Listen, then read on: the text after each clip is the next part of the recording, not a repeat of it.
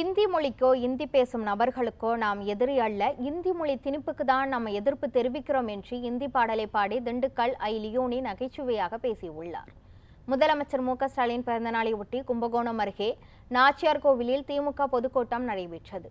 இந்த நிகழ்ச்சியில் பங்கேற்று பேசிய தமிழ்நாடு பாடநூல் கழக தலைவர் திண்டுக்கல் லியோனி, இந்தி மொழியையோ இந்தி பேசுபவர்களையோ நமக்கு எதிரி அல்ல, இந்தி மொழியை கட்டாயப்படுத்த நம் மீது திணிப்பதை தான் நாம் எதிர்க்கிறோம் என்பதை இந்தி திரைப்பட பாடல்களை பாடி பொதுமக்களுக்கு தமிழகத்தின் மொழிக் கொள்கை குறித்து உரையாற்றினார். மேலும் இருமொழி கொள்கையின் முக்கியத்துவத்தையும் பொதுமக்களுக்கு நகைச்சுவையாக அவர் எடுத்து கூறினார்.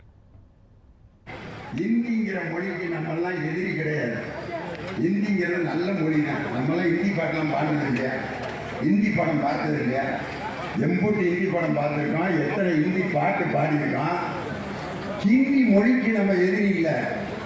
ஆனால் அந்த ஹிந்தி மொழியை நம் மீது திணிப்பதைத்தான் நம்ம தமிழக மக்கள் இன்று எதிர்த்து கொண்டிருக்கமே ஒழிய ஒரு மொழியையோ மொழி பேசும் மக்களையோ நம்ம எதிர்க்கவே இல்லை.